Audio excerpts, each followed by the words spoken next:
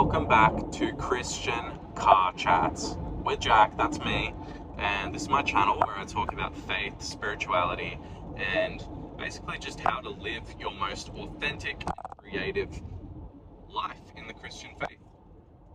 And I also talk about why Christianity is the bomb.com and why it's basically unparalleled, really, in terms of the resources that it gives you and equips you to live life, and also the meaning, the way it attributes meaning to the events of not just your spiritual private ideas, but the real embodied life that you live out in the world, how it makes sense of that, and how actually when you really look at it, Christianity, for me at least, from my set of eyes, seems to map onto the actual lived reality and lived world that I live in much more than any other spiritual belief.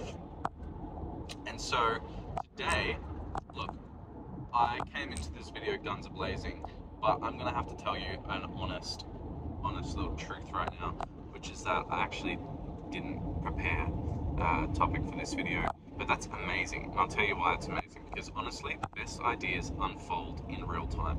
And look, do I have complete certainty in what's about to come out of my mouth? No. But do I have complete faith in what's about to come out of my mouth? Yes, I do. And honestly, I think that would be a good place to start. And that point alone just opens up the map so well. Because I think a lot of people critique the Christian faith and they say, well, look, that's all good to have a faith, like I respect that, but I just don't know how you can believe in something that you cannot prove, right? I don't know how you can stake your whole life on something that, quite frankly, you can't prove. You can't prove that God exists. You can't prove, to take it a step further, even that Jesus existed. So how can you do it? That's the question that I hear. And it's a great question because it's it's actually highlighting something that I think needs to be talked about more, which is the fact that faith and certainty are two completely different things. And what do I mean by that? Well, what's something that you're certain about? Let's take, and just as a side note, you cannot be certain about anything in life. You know, Descartes, the only thing that Descartes, the philosopher Descartes, he was certain about, in 2 miles, keep left toward Martinez, was that he exists. That was what he was trying to find certainty on. He was like, how can I know for sure that I even exist? And what he basically settled on was that famous maxim, which is, I think, therefore I am. In other words, as long as I can question whether I exist, then I can be sure that I'm still thinking, and therefore I can be sure that I still exist. That was his reasoning. Anyway, why did I talk about Descartes? Because I wanted to talk about how he knew that he existed. And now I've gotten off topic a little bit. I'm forgetting, so I'm going to have to slip back into that slipstream, which was the difference between faith and certainty. So, faith has nothing to do with certainty. It's not something that we stumble upon when we can finally prove to ourselves that something exists. In fact, it's the opposite. If you take something that you're certain about, for instance, that, I don't know, say if you have... use the left 3 lanes to keep left toward Martinez. Say if you have a partner or a spouse, you can be certain that your spouse exists. It would be pretty weird to... keep left. It would be pretty weird to say you have... 6 miles, I'm so sorry. It'd be pretty weird to say that you have faith that your partner exists, right? Like, do you need to have faith that your partner exists? Do you need to have faith that your dog exists? No, because you don't need faith because you know they exist, right? So faith is not a matter of knowing. And honestly, if we knew something for sure, 100%, certainly, well, there would be no need for faith. You know, we don't call it a Christian proof, we call it a Christian faith. But here's the thing. So how do we make our decisions? Because we can't prove it, that's true. So why do we stake our lives on it? Well, I would suggest to you that we don't stake our lives ever off proof. Because with the illustration that I gave you about Descartes, you know, there's very few things in this life that we can actually prove. You know, I can't even really prove that I exist to myself. I can create a good argument for it, like Descartes tried to do, but at the end of the day, I cannot absolutely prove that you're watching this video, that I'm making this video, that anything. I could be dreaming right now. So it's very hard to actually live your life based off proof. If you had to have 100% certainty and proof in anything before you believed in it, well then, I'm sorry to say it, but you wouldn't believe in anything. So how do we actually come to believe in things? Well, it's not proof, it's actually evidence. Right, so you might have heard Cliff, and I don't want to butcher his last name because I've never actually said it out loud, but it starts with a K, and you'd know him if you're a Christian. Cliff Connectal, something like that. You've probably heard him bring up this point that the way in which we make decisions is actually based on evidence. So I'm driving a car right now, and I'm pretty darn certain that I am driving a car on the highway, not because I can prove it necessarily, but because I have enough evidence to suggest that I'm not dreaming.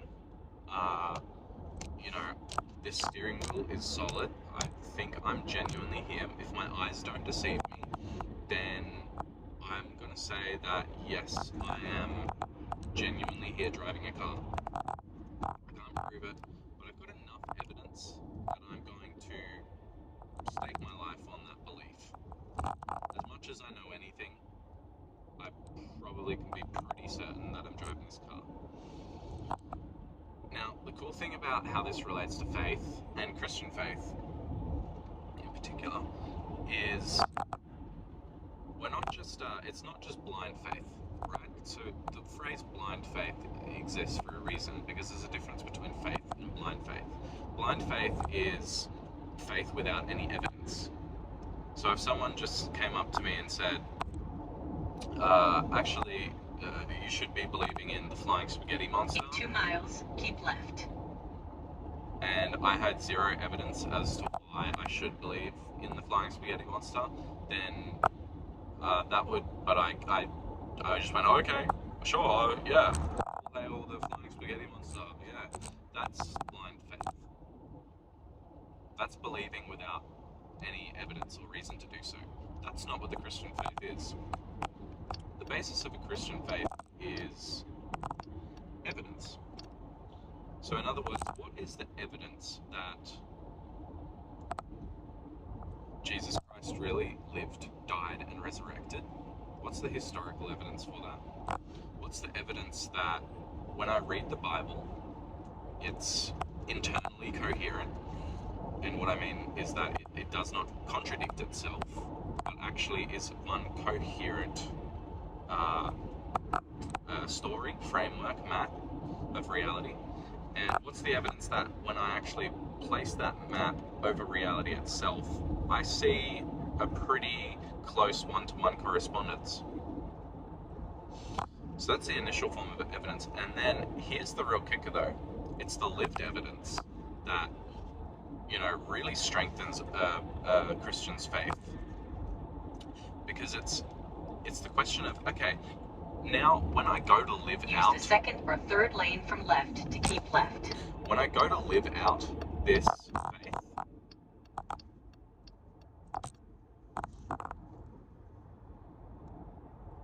even just pragmatically, is it a good strategy for life? Does it help me and equip me with resources? In about 14 miles, Sorry. take exit 71B on the left onto I-80 West toward Napa. actually try and live out this faith, does it work? Does it work? In other words, does the map of Christianity actually serve as a good guide for life? You know, if you're trying to go through a jungle and you have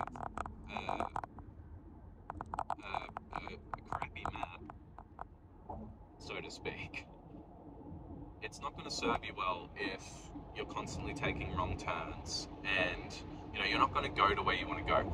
So that's the real question, is when I live out this faith, A, does it serve as a good map and a good guide for life? And my answer would be 100% more than any other belief system. It does. And B, do I experience compounding evidence that the actual claims written in the Bible are true? And so the interesting thing about it is that often you do not get the confirmation, and you don't really experience that evidence until you start walking the path of faith. So it's not like you have this perfect evidence and then you go, okay, I'm going to start being a Christian now because I can see with absolute certainty that it all lines up. No, it's the opposite. This is why the term leap of faith exists, because you're essentially taking a courageous step forward and you're placing your trust in something that you don't have full certainty over, and trusting that it's going to hold your weight. And what I've found with Christianity is the more and more that I step off that proverbial ledge and really fall into the faith, not only does it hold my weight, but it really lifts up my whole being and has transformed me so much, and has helped me to see clearer in so many ways. It's like one of my favorite C.S. Lewis quotes about Christianity is, he says, I believe in Christ in the same way that I believe in the sun. Not because I can see it in the sky and I can look at it and point to it and go, it's there, but rather that,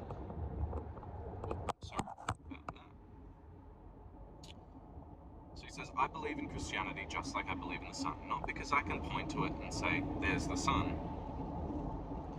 or there's Jesus, but rather, by it, I can now see everything else. Right? How awesome is that? So, in the same way, he's saying, I believe in Christ not because I can point to him with absolute certainty and go, there he is, but rather that when I invite him into my life, slowly but surely, the more and more I start to be able to see everything else clearly through him. And that is an evidence of my faith that I have personally, that a non-believer wouldn't have until they've actually started walking the path of Christian faith. So a lot of the evidence, what I'm trying to say is, it actually comes along the path, not before you take the first step. And so in that way, it's less of a, Christianity cannot be entirely proved ever, period. But if you want to get close, then you're going to have to need more than just rational, logical arguments, because it's not supposed to be that. It's supposed to be an experience that you have that transforms you from the inside out. And I think what we see, time and time again, with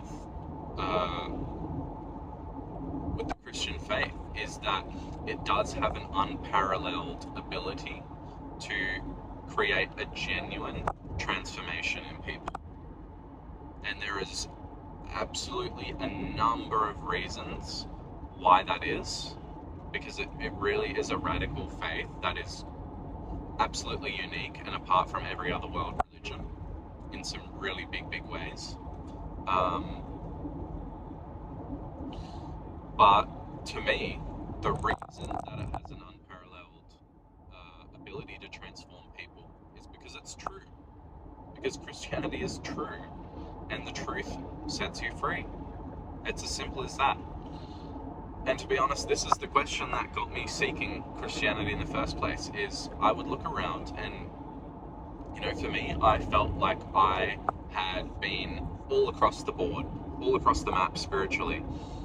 And in some ways I had a bit of an ego about it, because I felt like I was the wisest person who knew all of the spiritual language and ideas from all these traditions, and could run circles around the average person in terms of spiritual lingo and all this kind of stuff. But I was still, internally, my experience was, I was very, very depressed, anxious, and shameful, very shameful. And so I'd look at these Christians and I'd just see how happy they were. And it became very clear to me that even though I thought they were fools, I thought that they were stupid, or they weren't spiritual people, but they just believed in a fairy tale for adults. I thought that, well, actually I knew that they still had something that I didn't. And I could see very clearly that people that chose to become Christians, they did have these amazing transformations within their whole being. They had these transformations, and so the question for me when I first came to Christianity seriously was, is Christianity true in the sense that, it's capital T true, like the claims of Christianity are actually real and true? Or is it just true in the sense that, it works for people? Like, it has some sort of utility in people's life. Like, functionally, if you accept Christianity, then you'll become a better person and maybe a happier person. But that doesn't mean it's like metaphysically, ontologically, capital T, true, So my whole quest at the start was trying to delve into this issue of does it work because it has utility, or does it work because it's true? And what I've found experientially is that Christianity works because it's true. Because the truth will never lead you astray. The truth will always heal you and bring you back into order. That's sort of the definition of truth. Is just like the Stoics, we said, aligning with virtue is the way to a healthy life. Well, it's the same thing, because they actually created the term logos, which is what the Christians then repurposed to say that that's what Jesus is. Jesus is truth. And that's what Jesus calls himself. He says, I am the truth. I am the way. I am the life. And so when we align ourselves with the truth, the way, and the life, naturally we experience the life-changing transformation and the deliverance that we've been waiting for. So,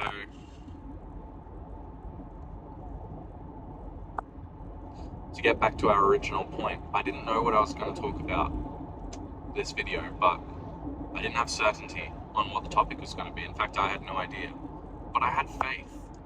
And through the process of embarking on this journey for the last 20 minutes with me, I've found evidence that that faith was justified. Because it didn't just hold my weight, it carried me upwards.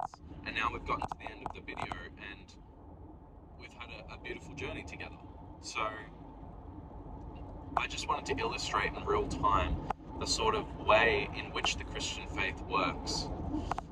Because it's no different from this video. It's about putting your faith into something before you can see it. That's why the Bible tells us to walk. In 2 miles, take exit 71B on the left onto I-80 West toward Napa. walk not by sight. That means not by certainty, but by faith. So that's what I just try and do every day, is I try to walk by faith, not by sight. And you know, to lean not on my own understanding, but to place my faith in the Lord consistently, and have that faith that when I do that, He sets my path straight and He creates a way. He is a way maker. He really is. He's a miracle worker. And yes, I was quoting the song Waymaker, Miracle Worker, Promise Keeper, Light in the Darkness. Yeah. So yeah, if you like this video, please show that you did by hitting the like button, and also please subscribe. Costs nothing if you want to see more. And yes, I will show up in your For You page. Use the left lane to take exit 71B on the left onto I-80 West toward Napa. And if you get tired of seeing my face pop up in your recommended, then you can always unsubscribe. But it would mean a lot to me to help get my channel growing, get my message out. Keep left. And other than that, I hope you have a beautiful day. I hope God blesses you with just amazing abundance and miracles. And I hope that you find the strength to keep taking those leaps of faith, because I promise you that every time you do, every time you place your trust in Him, He will return it tenfold. So with that being said, I will see you in the next video. Use the right 2 lanes to take exit 39B